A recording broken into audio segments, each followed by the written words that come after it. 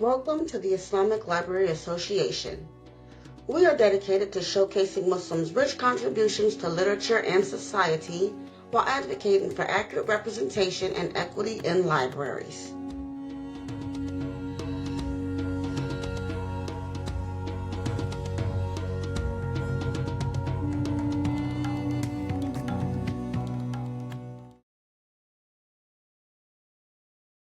Hello and Assalamu alaikum. My name is Khalisah Harris. I am a librarian and the founder of the Islamic Library Association. Through this work, we advocate for equity in libraries and public spaces, ensuring accurate representation of Muslims while highlighting the incredible contributions Muslims have made and continue to make to the literary landscape. This channel serves as a space to celebrate and amplify Muslim voices, recognize Muslim contributions, and promote the diversity of perspectives within libraries and society. Today's episode is a special one as we conclude our Muslim Librarian series. Throughout this series, we've explored the essential role that librarians play in preserving knowledge, history, and cultural identity. It's only fitting that we close this journey by highlighting someone whose work stands at the intersection of preservation, education, and community heritage. I am honored to introduce Brother Amir Muhammed, author of 8 published books, respected historian, and founder of the American Islamic Heritage Museum, which is located in Washington, D.C.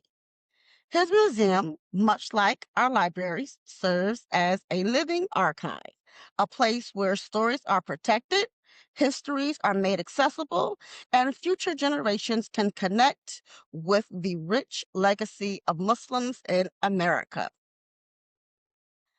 Amir's dedication to documenting and safeguarding these narratives makes him the perfect guest to bring this series to a close.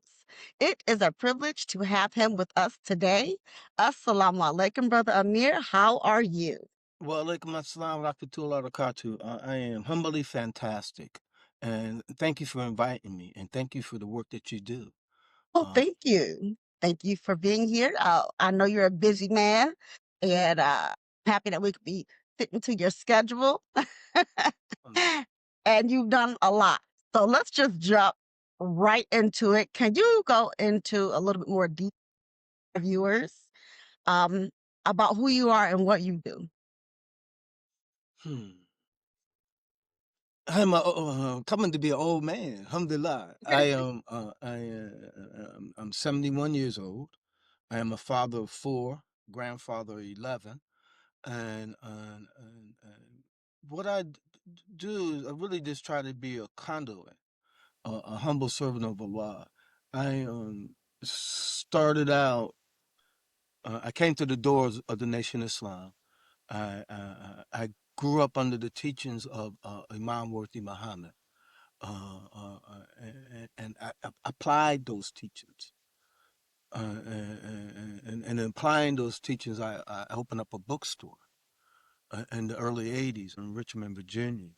It was a metaphysical bookstore, a spiritual bookstore, an Islamic bookstore, an African American history bookstore, health food, and children bookstore was our focus. We didn't at that time put focus on novels, and our focus was on history and on wholeness, children and youth. And then we opened up to the back of it. We had a natural herbal shop that was run by Daoud Rahman. We had an art gallery upstairs and a seamstress business by 2 different employees. It was a community building, downtown Richmond.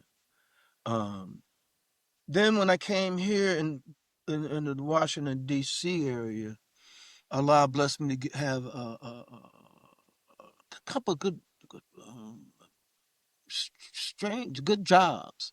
One, I worked for ACLU legislative office on Capitol Hill, where I used to see Newt Gingrich, Judge Rehnquist walk around the building.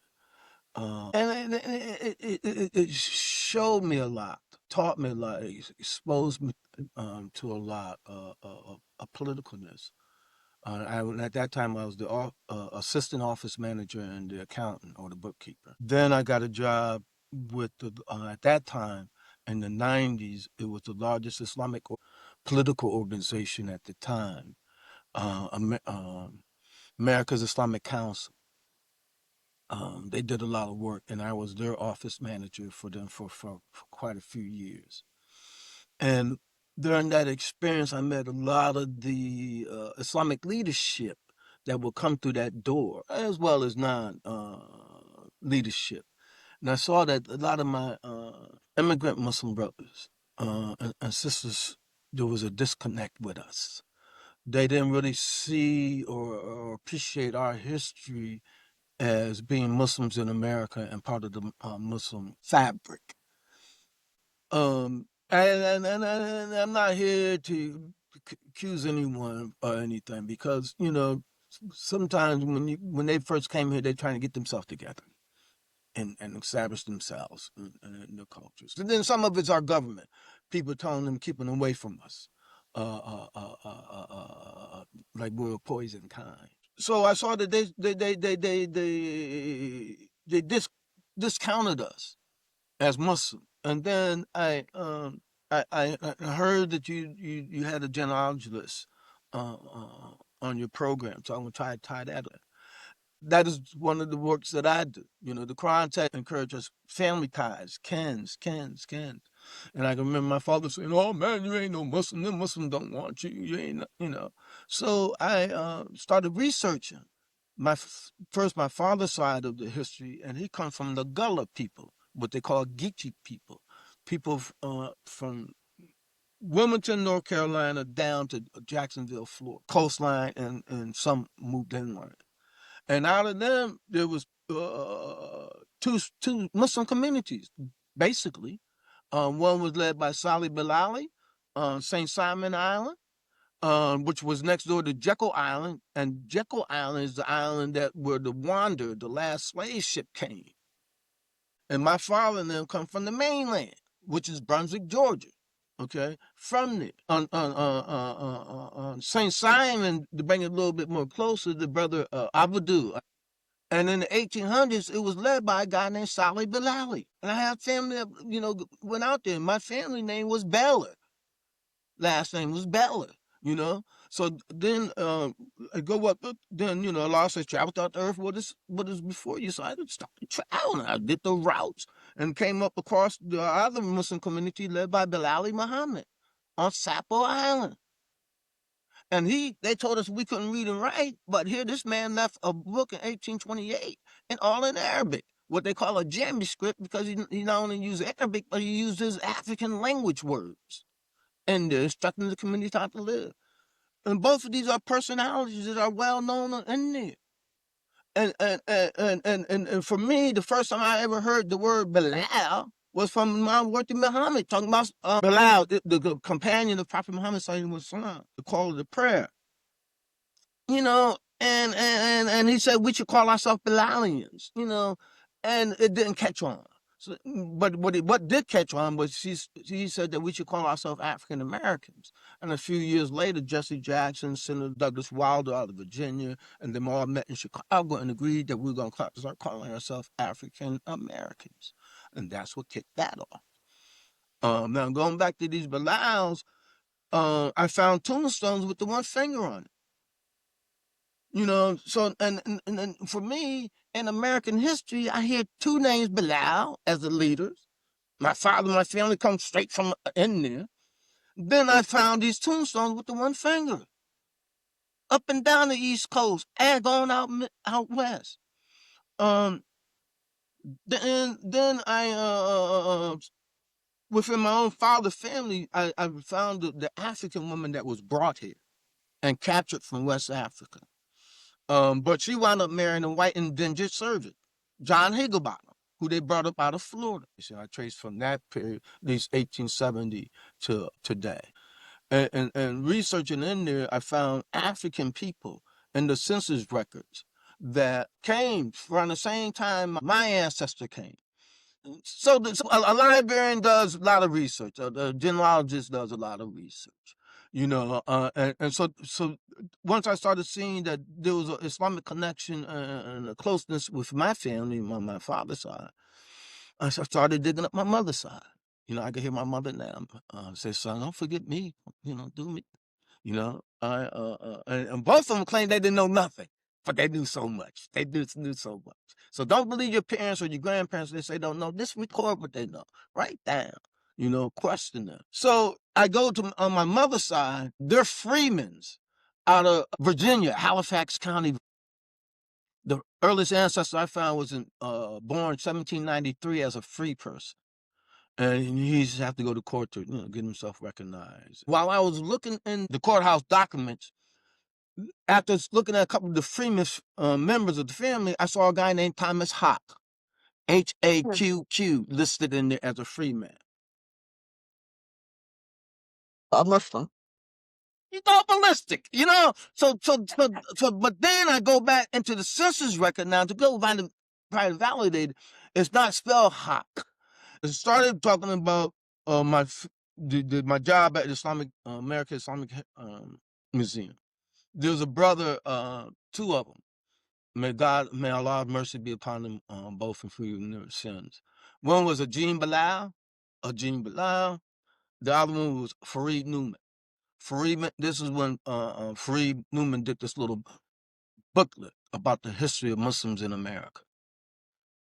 Very little, but he brought out some points. He made the awareness come about. My wife at that time worked for the Smithsonian Anacostia Museum. So she had that focus about museums and history and collections. So we all met. One of the first goals was to get an exhibit up in one of the museums. So we was able to get Fareed Newman's photo exhibit up that he had about Muslims, African American Muslims, at the Smithsonian, at the Anacostia Museum, which gave him some leverage to move to launch. But we all agreed that there was a need for us to be able to tell our story. And being in Washington, D.C., there's all the Muslim museums all around, from India, African American, Chinese, but us. But us. Why can't my story be told? And the problem I have is that I come from that bookstore that, as a man thinketh, so is he. I believe I can, I can achieve. There's a lot of those things that comes and I use as tools. So I try not to allow money to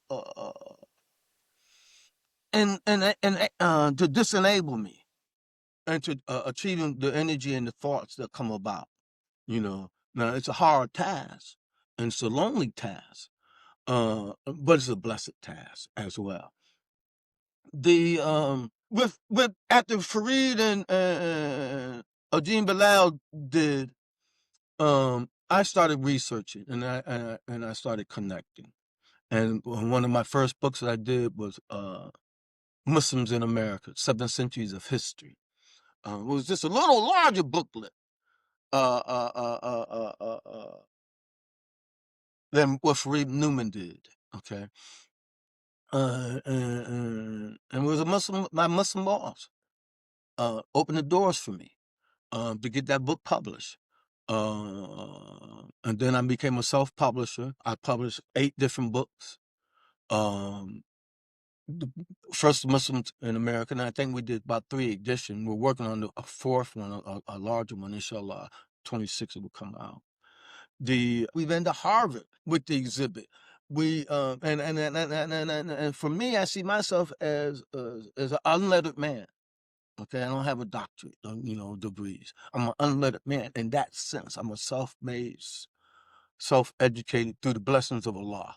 I've seen many people get the doctorate off my work.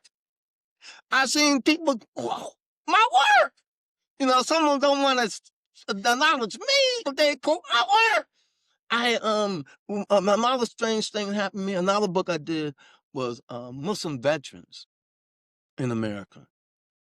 What I did, I went through all the draft records, and only maybe, I don't know how many names, maybe 30 names. So I only did the Islamic names I could think of, not the people that maybe the Turks and the other people that may came in have a different slant in their name. Okay, with the point that I found about 6 people that had Islamic names in the Revolutionary War. So anybody that you hear, and in the War of 1812, Bilal Muhammad and a few others was mentioned.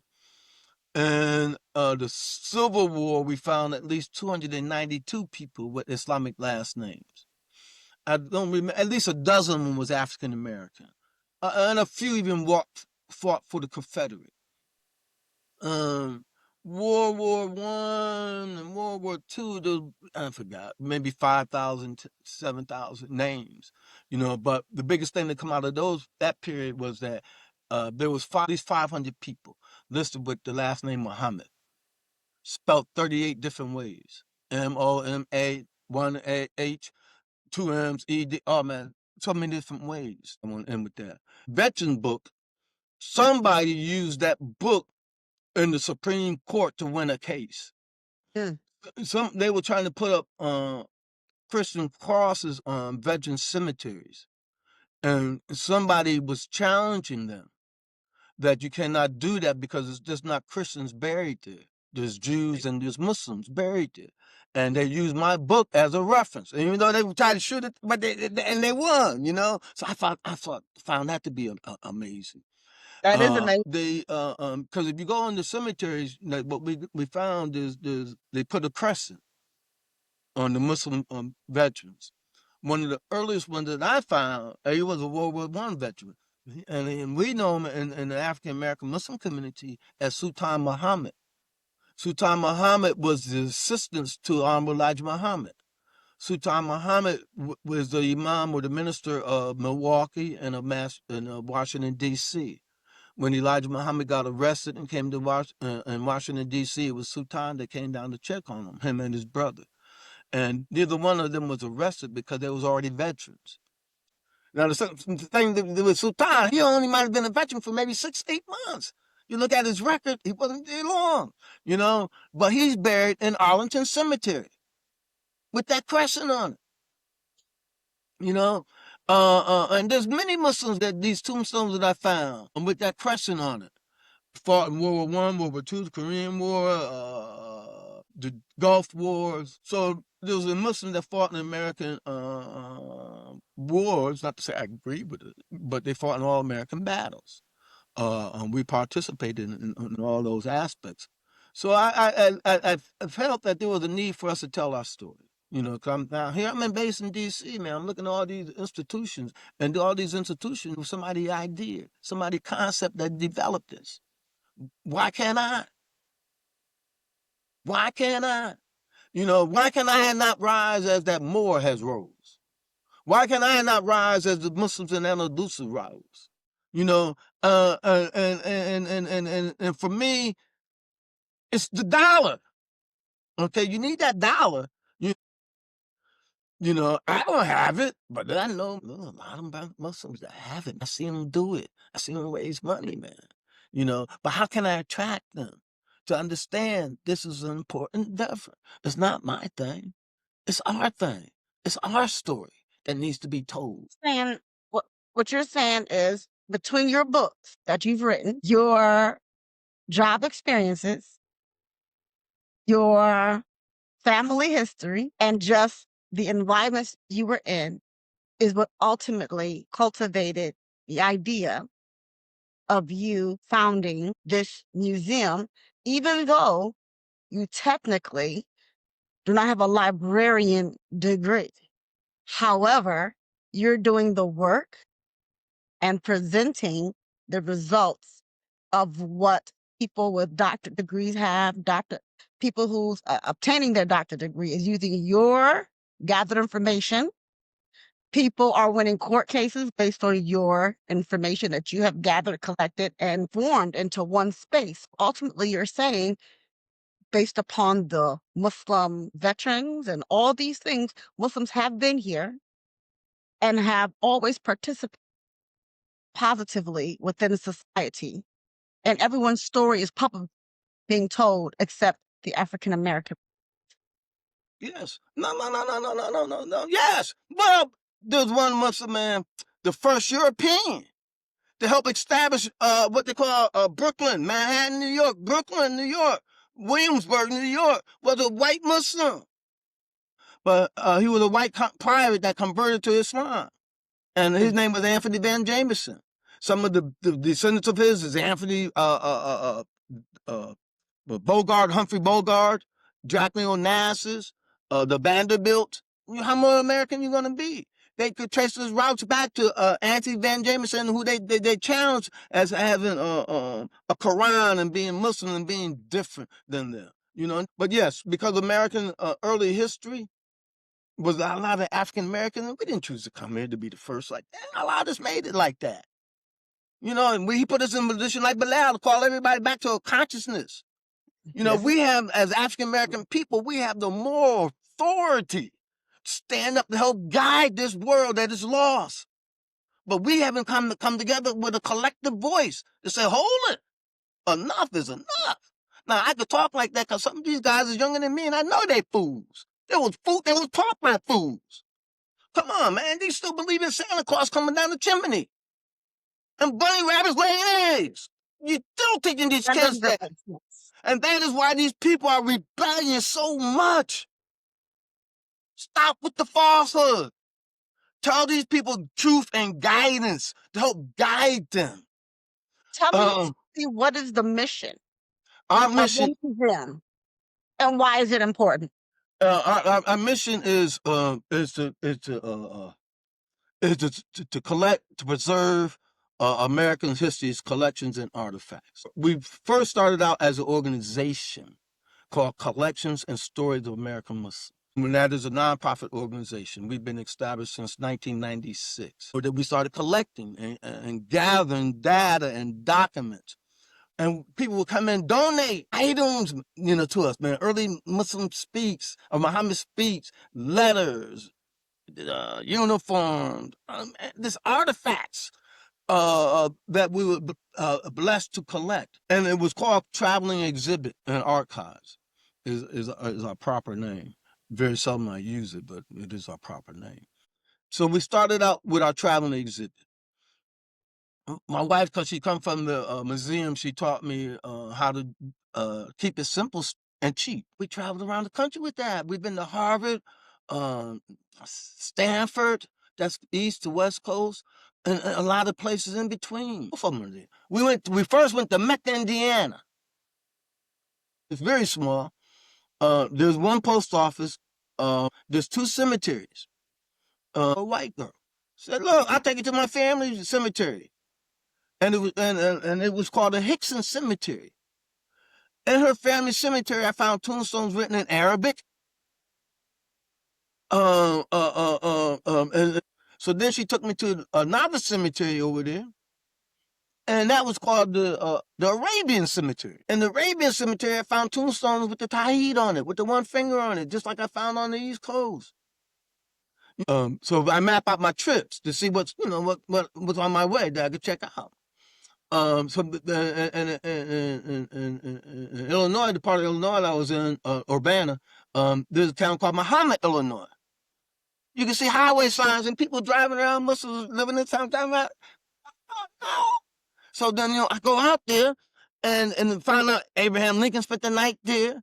The town had, in the early cemetery, they got tombstone with the one finger on it. Different names, but the one finger on it. The public library got the name Muhammad. There's a store that got the name Muhammad. You find out in their history they tried to change the name from Muhammad to Middletown, but they found out that there was a town called Middletown, so they had to go back to the name Muhammad. Wow. Okay?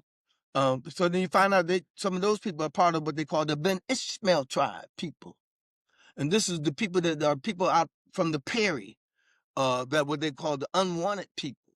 These are people that were the first group of people that they used to practice genetics to get rid of. They was called the unwanted people. This is where Hitler learned how to use this stuff from these people to get rid of these Muslim people. They call them the unwanted people. So this mentality we see, there's no new mentality. So the point where I was saying that as I traveled throughout the land, going to these different universities, and I find out if there was by these different places, so I could do So, it all.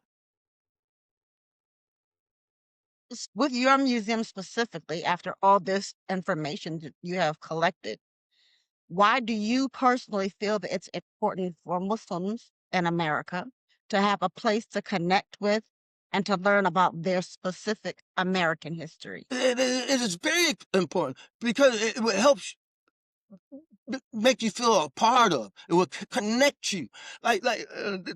One of the places that I went to, I had the exhibit up, and the exhibit was at early stage was a lot of African Americans, people that was enslaved. And I saw these two immigrant Muslims walk by, but there was Muslims, and they said, "It ain't about us." Get that racist mind out you. You're Muslim first, not by your color or your nationality. But it stuck with me. This is, it stuck with me. One, they need to get rid of racism, not the mind, but they want their story told too. So we have to learn to tell their story too. So the museum, we learn to grow and evolve. It tells everybody's story. That's why it's called American Islamic Heritage Museum. It tells everybody's story. Elijah Muhammad's story, my white immigrant Muslim story, my Palestinian Muslim story. There's one, my Yemeni Muslim brother story. There's a Yemeni brother that he helped start the labor union in America. Now early on, Muslims, the African Americans used to be the first. The first Muslim mayor in America was Bilali. I can't even think of Bilal's name. Out of man, I think Texas. If not Texas, it's Mississippi. Um, it was first Muslim mayor. We were the first Muslim congressman, Keith Ellison. The first Muslim judge, Judge Adam Shakur. I can't even tell you who was the first police chiefs and fire chiefs and commissioners, but we was the first. And now we ain't even there. I mean, we got a few that's there, but now you got, a whole bunch of firsts. Matter of fact, the group of people that seem politically astute or possessed from the civil rights movement, our history and make movement is the Indo-Pak people. Now, and I think this is why Trump is crying about the Somalians. The Somalians are the next politically astute people. Somalians, man, are involved and engaged in politics. Difference. But one guy explained to me, he said that in the Gulf people, they were not taught to vote. They're governed by dictatorships. So they're not used to voting and getting involved. The Somalians and those that was governed and ruled by the British was engaged in politics, was engaged in voting. So they understand there's that familiarity. So there's that engagement there. So now you start looking at these other Muslim groups of people that come here. All right. Now, what helps tie this is that because America's ugliness, bigotry, and hatred has forced my immigrant Muslim brothers to come to us. Okay, to come to us, and so I like telling the story is that we as the African American people, if my daughter was here, she'd say ADOS, ADOS, American descendants of slavery. She say because there's so many African people that are here that are Americans. We as African American people, we see the story of Joseph. Out of the brother's jealousy, resentment because of Joseph's intuition that God blessed him with and his relationship with God. There was a resentment there of his spirituality. So they enslaved him. Okay. And we were the people that was enslaved.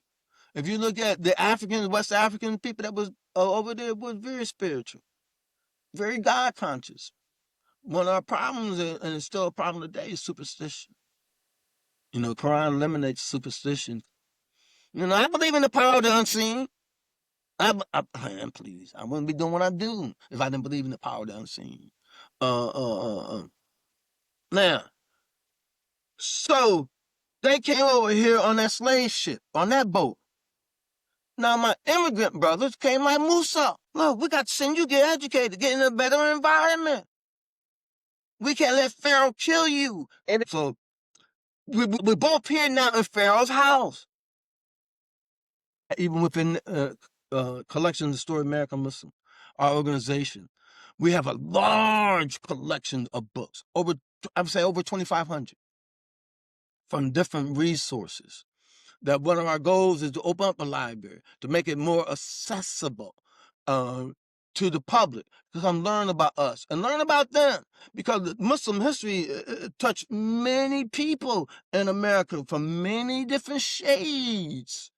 Another thing that we've done, that I feel humbled about, that we started as an institution, and that is Islamic Heritage Month. We started this back in 2005 when the exhibit was at the Smithsonian. In 2005, we were able to get all the Islamic artifacts that we was aware of at the time, from Job's letters, Omar and Zaid's letter, booklet, these writings, everything that we was aware of, they got and had on display at the Smithsonian.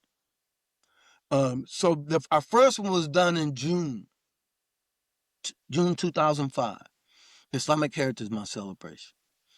Then I remember this Imam Jahari came and approached me. We had a conversation. He said, "Man, why not doing it in the fall time when the schools are open and they'll be more accessible?" Okay, good point. So that next year we did it in October. We did that for about three years in a row. Then Canada picked up on it. The whole country of Canada celebrate October as Islamic Heritage Month. So I think the state of New Jersey honored January as Islamic Heritage Month.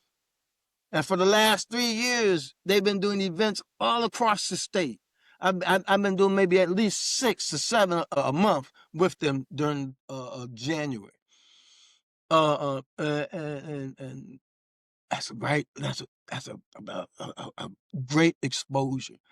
Now, and that the state of New Jersey, there's a lot of Muslims there, but a lot of those Muslims come out of the old Ottoman Empire era. Chechnya, Bosnia, Turkey, Albania. So you get to see their culture and their experience that they bring. Okay. So here's the thing. From everything, you have pretty much created a space where the African American Muslims and other Muslims,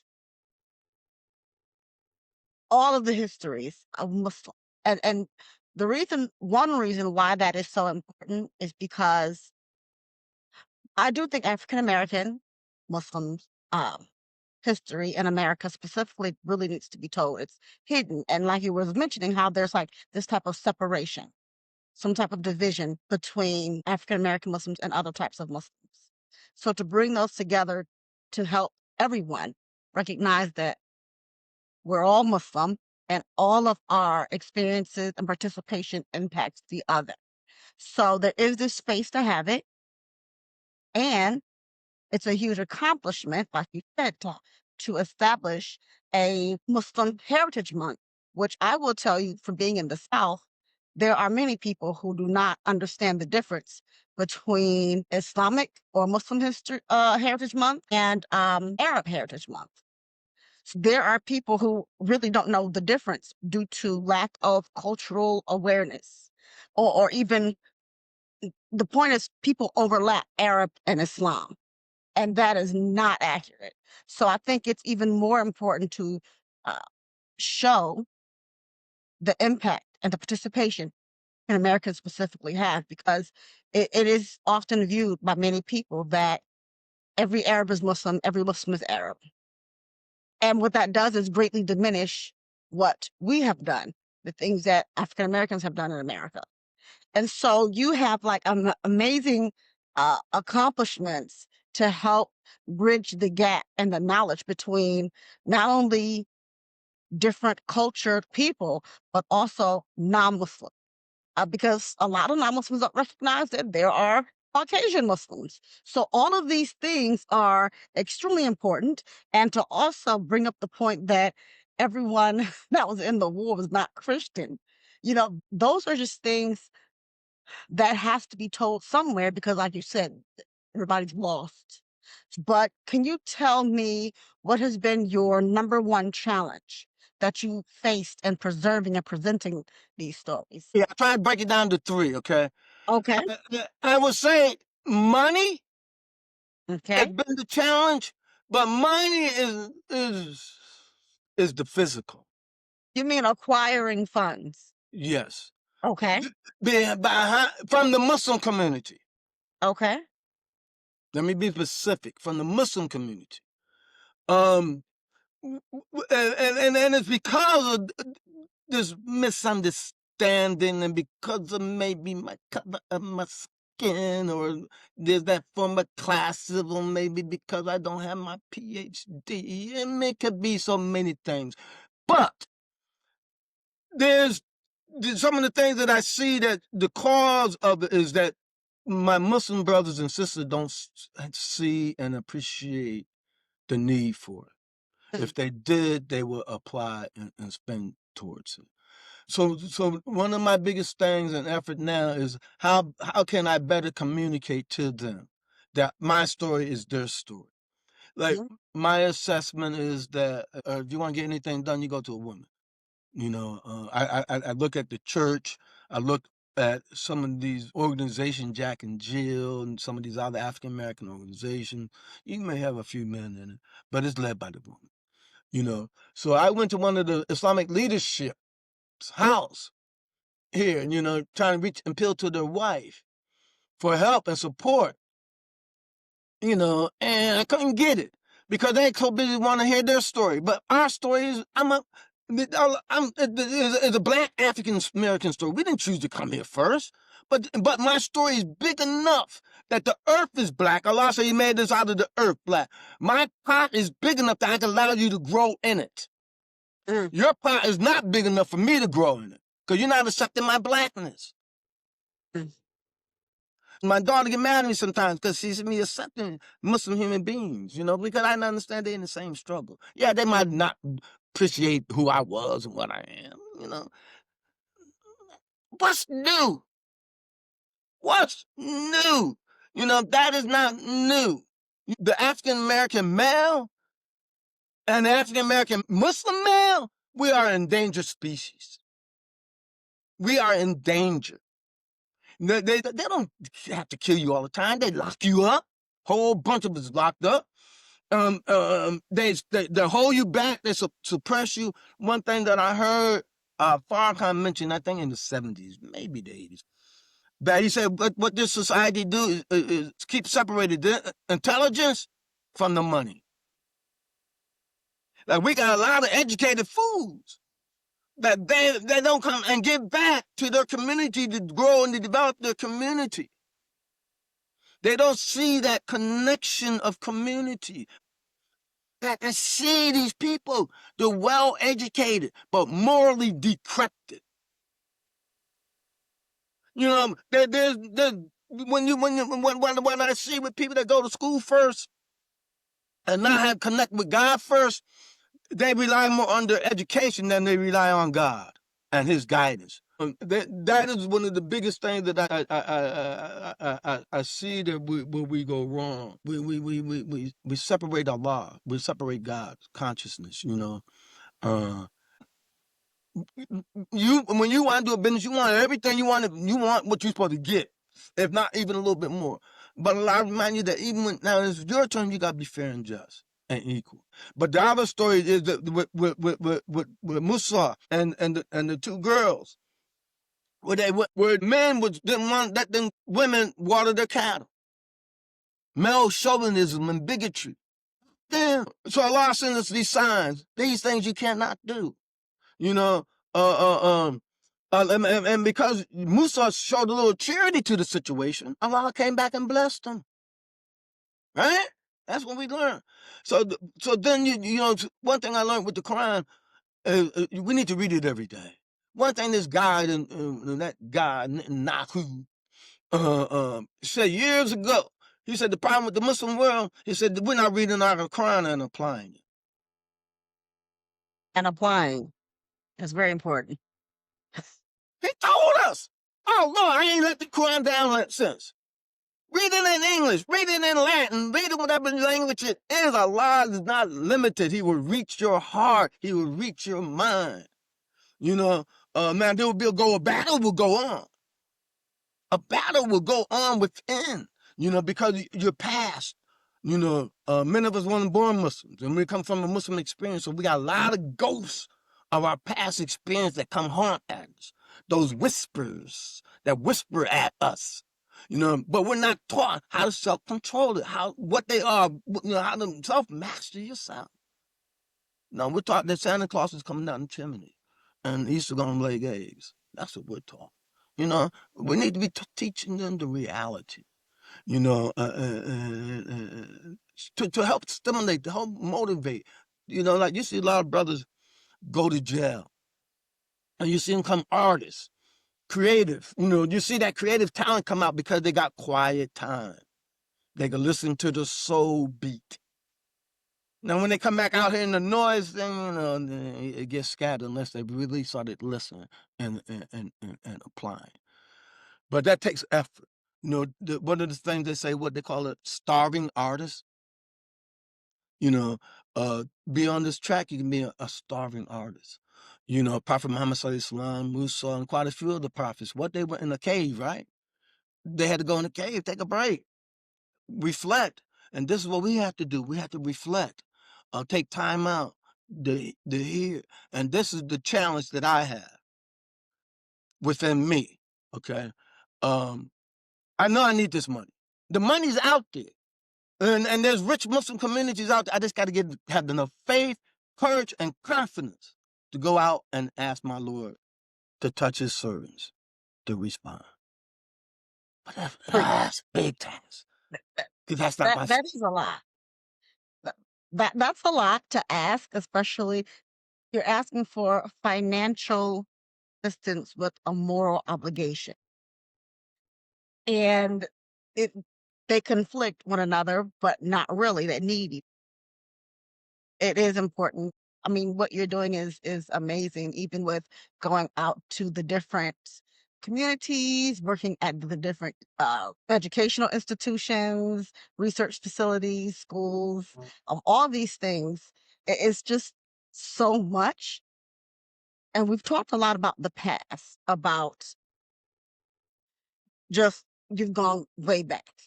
But all of that applies to today. Looking ahead, what are your plans and goals for the museum in the coming years? Vision, okay? Okay. My vision would be like a 10,000 square feet building that we're able to house everything, at least a 5 to 6 square foot of exhibit space, the archives, the library collection, office space, and storage space. But it could be a $5 million process. There's a building in D.C. that has parking. It has potential for growth. It has 9,000 square feet, but they want $3 million. That's the idea. So unless that comes, our strategy is that we broke it down into 2 phases. Phase 1 is to move down to Martin Luther King Jr. back onto Martin Luther King Jr. Avenue with a high-tech, engaging exhibit with a little theater space, a little community space, space to highlight the exhibit. We've, alhamdulillah, we hired a design company to design the exhibit. They cost some money. They completed the first phase, which covers the foyer, the front, the legend area, which is like a niche that has an interactive exhibit about some of the early legends. History. I don't know if I should say who's going to speak, but a well-known Muslim sister is the person that's telling the stories. She tells the story of Mansur Musa's brother Abu Bakr and the early journeys of the West Africans coming over here. We tell the story of Anthony Van Jameson, that European Muslim up in Brooklyn, New York area, and his period was 1600s, 1700s. She tells the story of Mustafa Estebanico, who discovered Arizona and New Mexico. And then she tells the story of California, Queen Latifah, who California got its name from. So those are the 4 pieces of videos and stories that you see. And then there's going to be a deep dive, interactive exhibit for that piece. To the right of it, we're going to have a little theater. Because the space is very limited, the theater maybe sit 30, 35. And that theater, we are developing orientation movie about the exhibit and what they will see, what they will experience when they go through the exhibit. They just showed me this. I just saw, I guess, the first, second, third draft. I'm excited with that. Now, with that theater and the community front space, when we first was open with the museum, because I'm going to say something because you talk about authors and books. We used to host Muslim authors. The first one to come to my mind is Umi Sakia. I think she might be at 12 different books right now and her stories. I know this here. Mhm. There was another Muslim sister. She did a children's book, and she was an immigrant Muslim. We helped her out. There was this brother Brother Rashid. He's Professor Rashid, Hakim Rashid. He did man, he's a serious dude. But a story about the first Muslim president, and this is around the time of Obama. Then there's another brother, a lawyer. He did a book.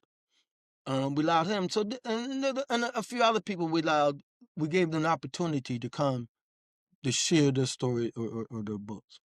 So that and then any artists, local Muslim artists, that they could have space, music or poetry, some space, a third space that we can grow. Then in the back would be the exhibit from the 1700s to current. And from current, we're talking about Muslim mayors, Muslim judges, Muslim towns, 1700s, 1800s, 1900s, the 20th century, Muslims in service of our country. The nation story. We have over, right now that I'm aware of, that I count 28 different Qurans. That since we was open as a museum, came a Swedish Quran, a Japanese Quran, Chinese Quran, Turkish Qurans, a Moroccan Quran, couple West African Qurans, some early Qurans that was done in 1865. We have couple Qurans that was donated to us. We got a Quran that we found in Bermuda, in what they call them, those used bookstores. So we have a nice collection of Qurans, and then we got the exhibit that we took of masjids around the country. Our first goal is to utilize the space. Now, the second phase, and that is a $1.5 million project. Okay, and I think we spent maybe about $300,000 so far. Alhamdulillah, alhamdulillah, for the city of D.C., District of Columbia Commission of Arts and Humanities. The 3 primary grants that we've been blessed to receive from them. For the project, they donated. We got over $400,000 in grants. That has been with the designs. We're going to pay for the permits and other what I call soft costs. The hard costs is, inshallah, then I got to find some money to finish that piece off. And then I learned to have patience. Allah say reflect, because this is a big thing, man. This is a $6 million project. Allah say patience and perseverance. It gets hard now. Sometimes also you hear in the Quran, even the Prophet say, "Oh Allah, when will the help of Allah come? Oh Allah, Ya Allah." Even Musa said, "Oh Allah, I'm in desperate need of some help." Oh my God, please. But alhamdulillah, but I am not running into any negative things. Quality law. Now to try that's to very good. achieve that goal, to try to achieve that objective. So those are the challenges, come, and that is one of the problems too. Is that because the way I believe, many people don't believe that. They can't see. They want to see. They got to be now, But many pioneers, when they went out west, there was no trail. They created the trail. There's no trail for That's this Muslim American History Museum. And lead a trail. So I felt imperative that I got to tell this story. It's going to be gone. It's going to be gone. And this is the African American story, I don't know, man. We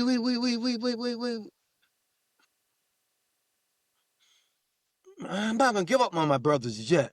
But I've tested a couple of young African American women, on some questions, and come on, still astute, still on the job, still aware, But some of us, man, I don't know if this society is forcing us to chase that dollar, chase that calf, and forget our inner life.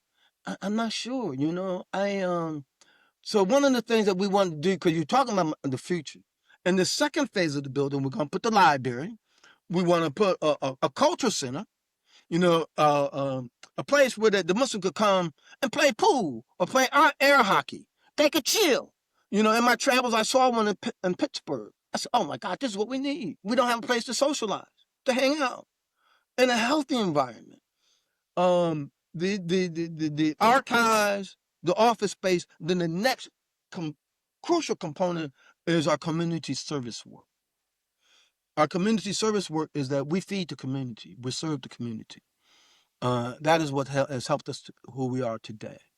One of our first main partners was Islamic Relief. Another partner has been Relief that believe in giving back to the community. So we want to create space that we can continue that work and grow that work. So that is we have to do in two phases. For someone who comes and visits your museum for the first time, what do you hope they take away from that experience? Excitement and hope and amazement that, wow, Muslims are part of American fabric. I didn't know. And that they see something of themselves. Like one of the videos that we did, there was a Latino guy. Honduras is somewhere he came from. And he said, and his, accent, he said, I was so glad to see something of my own heritage, my own story. I saw a Quran in Latin, in Latin, in Spanish. And he was so touched and so amazed. So it is important for people to see and to recognize their story. I am totally convinced. And a lot of times my African American Muslim brothers and sisters want to call it African American Muslim Museum, and want to limit it to that because it is heavily our story and there's a need for us to have our story. But bro, we big enough to be inclusive of everyone, and that's where that white man, that John Higginbottom, that come in my family. I can't hate everybody. That's in my genes. So but a lot of teachers not to. So you gotta be inclusive, but be wise. So that is what I hope that somebody will come from. We used to have classes, people come in there, man. They used to bring tours. The U.S. government used to use us as a vehicle to show that, hey, we're not as bad as our policy. They used to bring international guests in to look at us as a model, how they could duplicate the work that we do and they could take it back into their country and into their community and their organization. We might have served maybe a dozen of those people. I'm aching to open back up. Exactly why we had to hear your story for all that you are doing regarding Muslim history in America, the heritage, just all of it. It's so important. And I think a lot of people are aware of that, but do not know where to find it, do not know how to find it, do not know, even though you're doing all this, many people don't know that it's here. you know? So we're going to help make sure that your museum is known about to your exhibits and that we assist you with doing more of your travel exhibits because this information is it's crucial and it's not just for Muslims, it's for everyone. And that's exactly why it ties into libraries and librarianship.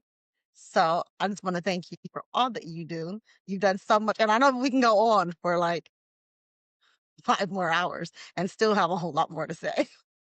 Alhamdulillah. Nah, thank you for the opportunity. But I do say this, that we do that have access to the information on our website, www.aihmuseum.org, and we have a museum app. One is on Apple, AIH Museum. The other one is you could Google. You go down to what they call exhibit, virtual exhibit. Oh my God.